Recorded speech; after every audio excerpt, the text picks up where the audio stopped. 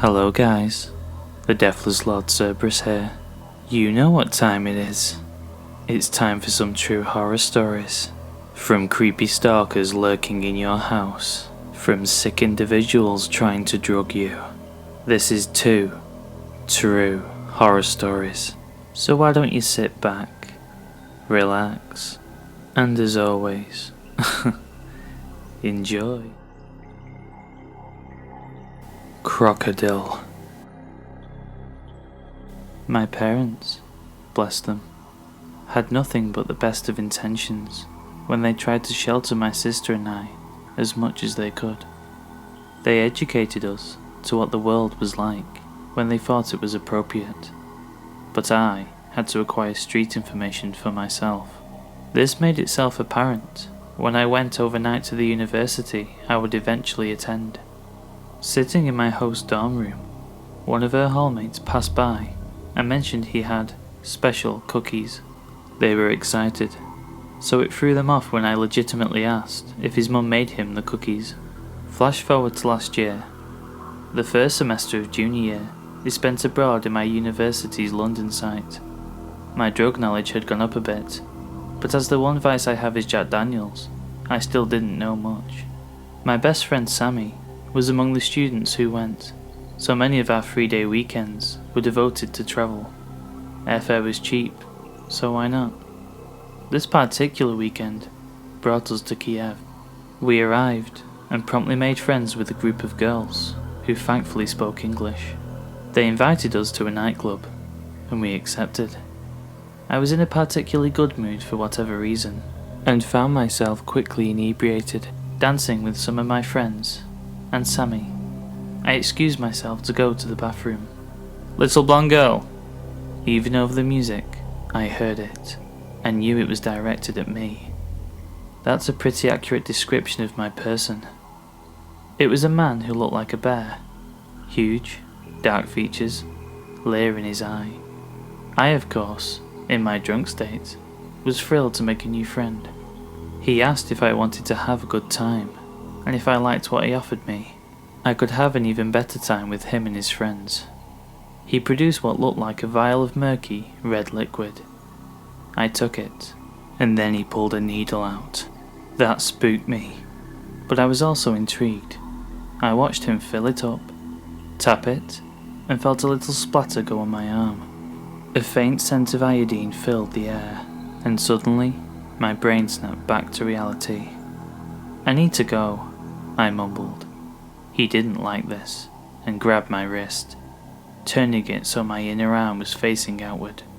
"My friends want to meet you," he said, poising the needle. I stepped on his foot, hard. He lost his grip, and I ran back to my friends.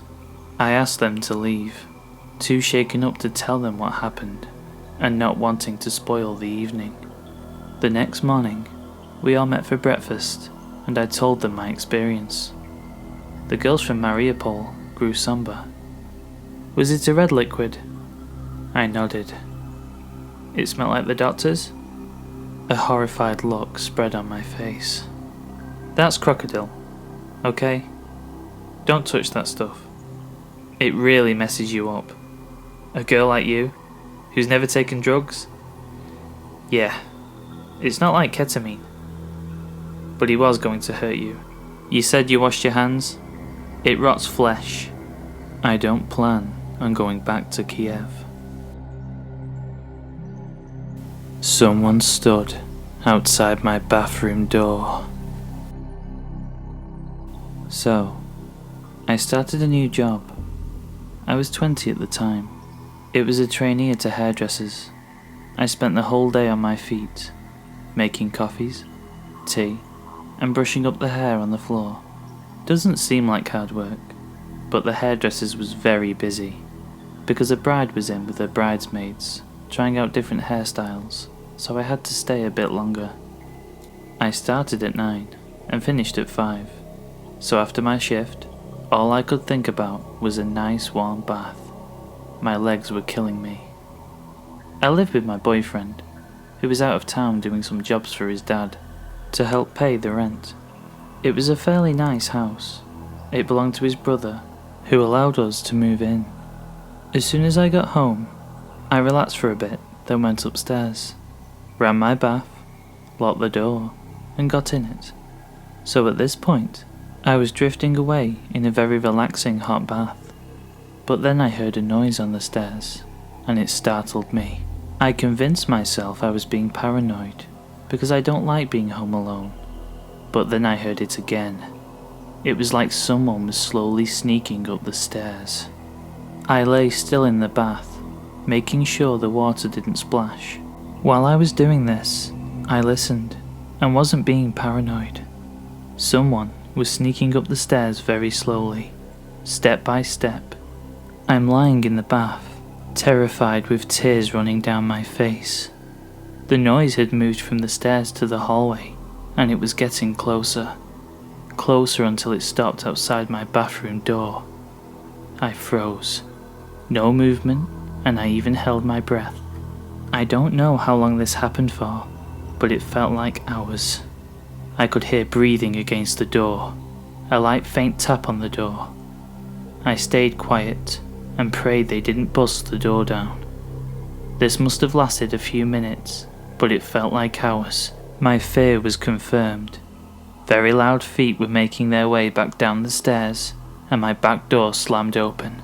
I jumped out the bath, ran down the hall, and grabbed the phone which we had in our bedroom, straight back to the bathroom, and locked the door. I called the police. My skin was wrinkled from the water. I was shaking, crying on the phone to the operator. She told me to stay in the bathroom, with the door locked, until 2 police officers would come, and she would tell me when they were there. Dripping wet, with my back pressed against the bathroom door, shivering I waited. I stayed on the phone until the police came. They checked the back and front door. The back door was open. I stayed in the bathroom until a police officer shouted up it was safe and to come out. And he did. He shouted up, and I ran down the stairs like my life depended on it. The woman officer calmed me down while I told her what had happened. She asked me, could it have been my boyfriend or anyone I knew? The answer was no. His brother was away, my family don't live near me anymore, and my boyfriend was out of town. He was at his dad's helping with the job. Nothing was took. Everything was in place except the back door was open. They took my statement, told me was there anywhere I could go, and honestly, the answer was no. I was told to get a security system, like an alarm. The police did a great job. I felt so much better when they checked the house, around the neighbourhood, and even warned the neighbours. I couldn't get a hold of my boyfriend until he came home. I told him what happened, and he was shocked, and then the neighbour had someone try to break in her house later that night. Now, I'm 23, and I no longer live in that house, still with my boyfriend, have a huge dog, but I still fear taking baths.